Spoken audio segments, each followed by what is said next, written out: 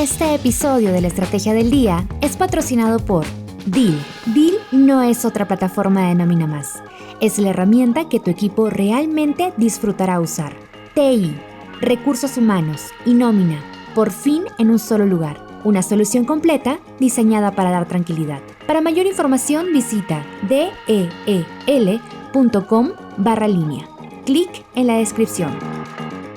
Muy buenos días, estrategas. Soy Francisco Aldaya, jefe del Buró de Argentina en BloombergLinea.com y hoy les voy a contar las 3 noticias más importantes para que arranquen su día. Además, Belén Escobar en el dato económico de la semana. Como siempre, no se olviden de darle clic al botón para seguir a este podcast, de compartir este capítulo, de activar las notificaciones y si les gusta lo que hacemos acá de lunes a viernes, ¿por qué no darnos un 5 estrellas en Spotify o un pulgar arriba en YouTube? 1.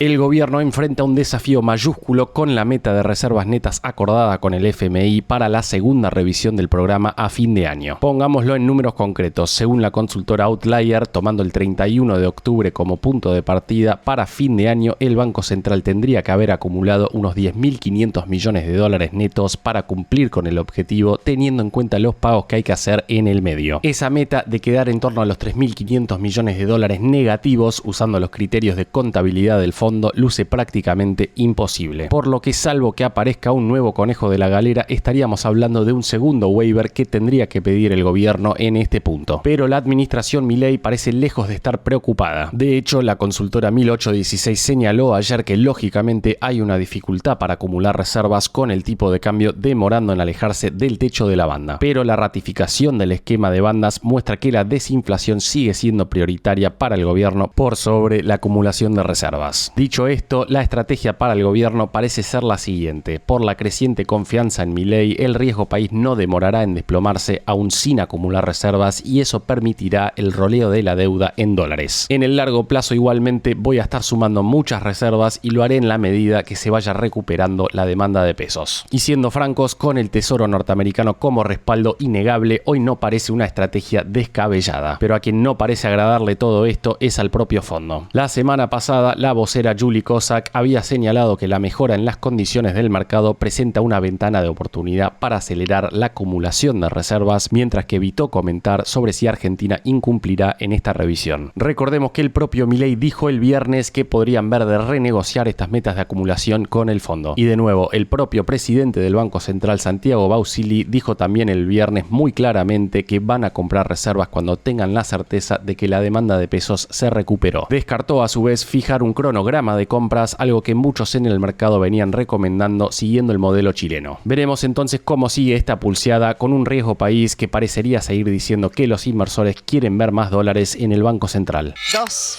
Argentina volvió a registrar un superávit fiscal y financiero en octubre con un resultado primario de casi 824.000 millones de pesos y uno después de contar deuda de casi 518.000 millones. Así acumula en los primeros 10 meses del año un superávit primario de aproximadamente 1,4% del PBI y un superávit financiero que ronda el 0,5% del producto. El gobierno se acercó de este modo un escalón más a su meta autoimpuesta de 1,6% primario para 2025, más exigente que el 1,3% acordado con el FMI. Además, hay que tener en cuenta que el último bimestre del año suele ser el más exigente para las cuentas públicas, entre otras cosas por el pago de los aguinaldos. En 2024, el resultado primario entre noviembre y diciembre fue neutro, según recordó Salvador Vitelli de Romano Group, aunque cree que el oficialismo quedó en buena posición para llegar a la meta. Caputo resaltó que el resultado fiscal volvió a ser positivo en un mes de elecciones legislativas, subrayando que esto ratifica el compromiso absoluto con el ancla fiscal. El gasto primario se redujo 1,3% en términos reales frente a octubre de 2024, mientras que las jubilaciones y pensiones contributivas crecieron 8,1% interanual.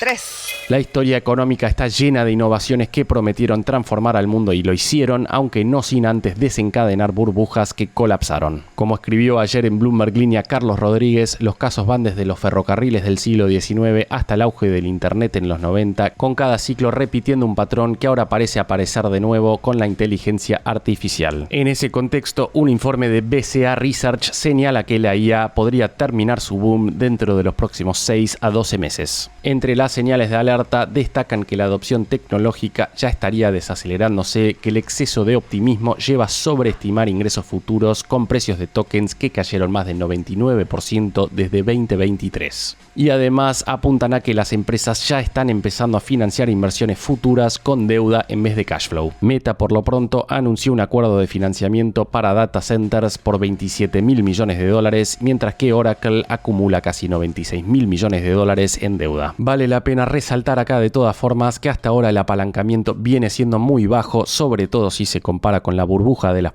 .com, y eso es uno de los principales argumentos en contra de que la IA ya esté hoy en una burbuja. Recordemos sí que la semana pasada Michael Burry, el famoso inversor que apostó contra el mercado inmobiliario antes de la crisis del 2008, sumó otra preocupación al sugerir que gigantes como Meta y Alphabet están inflando artificialmente el crecimiento de sus utilidades al alargar los calendarios de amortización de equipos informáticos. Meta, por lo pronto, amplió sus estimaciones de vida útil de 4 a 5 años y medio, reduciendo así sus gastos de depreciación este año en $2.900 millones. Pese a todo este ruido y hablando de empresas enfocadas en IA, las acciones de Globant, la argentina tecnológica, vienen de sufrir una caída dramática del 70% en 2025, convirtiéndola en la segunda empresa argentina más castigada en Wall Street este año. Pero todo lo que cayó puede volver a subir y el consenso de los analistas para la empresa más enfocada que nunca en la inteligencia artificial arroja un precio objetivo promedio de $87, lo que implica un potencial alcista del 43% respecto a su cierre de ayer. La empresa reportó ingresos de $617 millones en el tercer trimestre, en línea con las expectativas, y un crecimiento del 0,4% interanual, aunque reafirmó su guidance, siendo la primera vez que no lo corrige a la baja este año. El analista de Bloomberg Intelligence, Tamlin Bason, escribió que el piso podría llegar recién este cuarto trimestre, pero eso pavimenta el camino para una recuperación en 2026 para Globant. Durante su llamada trimestral con analistas, Martín Migoya destacó que el pipeline de proyectos creció 30%, con unos 900 proyectos basados en transformación de inteligencia artificial. Y el CFO de Globant, Juan Urtiague, se mostró alcista sobre 2026, afirmando que los números internos muestran más crecimiento el año que viene.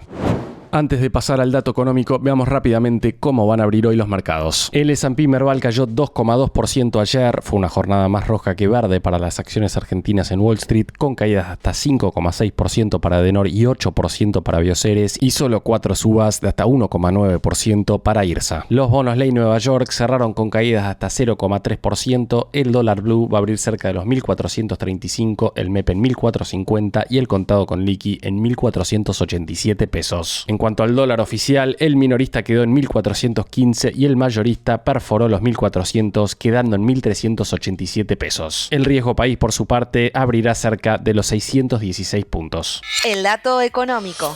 Y ahora, Belén Escobar, contanos por favor qué está pasando en la economía argentina. Y hoy nos toca hablar de la inflación de los alimentos, porque durante noviembre las consultoras detectaron nuevas señales de aceleración. Antes recordemos que los últimos datos del INDEC dieron para octubre una inflación de 2,3% desde el 2,1% de septiembre, con lo que fue el segundo mes consecutivo con el 2 adelante. ¿Pero qué viene pasando con los alimentos este mes? Los economistas advierten sobre una aceleración en parte impulsada por productos como la carne, que es clave en el peso del IPC y que a su vez se percibe rápidamente en el bolsillo de los consumidores. Además, en las últimas semanas mostró un salto el precio de las frutas y verduras. A través del dato económico de la semana, te cuento que si bien la mediana del REM del Banco Central calculó una inflación de 1,9% para noviembre, según distintos sondeos difundidos en los últimos días, los alimentos presionarían sobre el IPC, que se podría mantener entonces por encima del 2% en lo que resta del año y escalar a 2,4% para este mes. Sobre esto,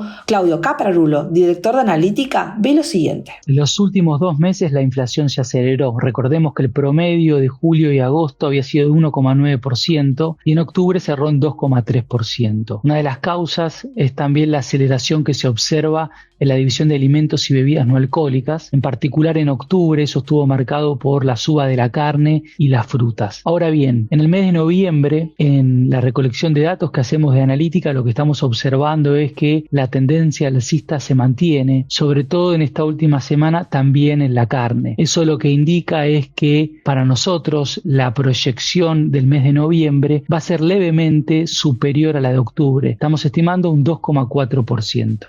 La frase del día.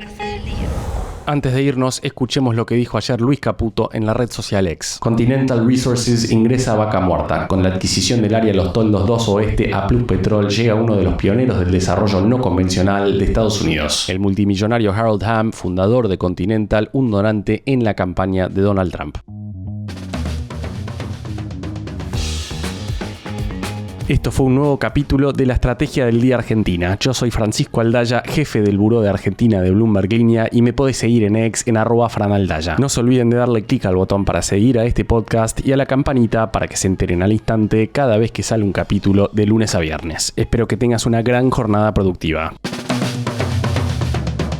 Esto fue La Estrategia del Día Argentina, escrito y narrado por Francisco Aldaya.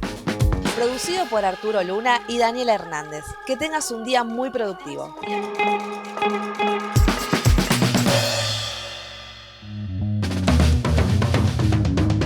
Este episodio de la Estrategia del Día es patrocinado por Deel. Seamos honestos, la mayoría de los softwares de recursos humanos no son precisamente agradables de usar. Deel es diferente, es nativo en IA. Siempre está en cumplimiento y crece contigo, ya sean 5 o 50,000 personas. TI, recursos humanos y nómina, todo en una plataforma que simplemente funciona. Compruébalo en deel.com/línea. Para mayor información, haz clic en la descripción.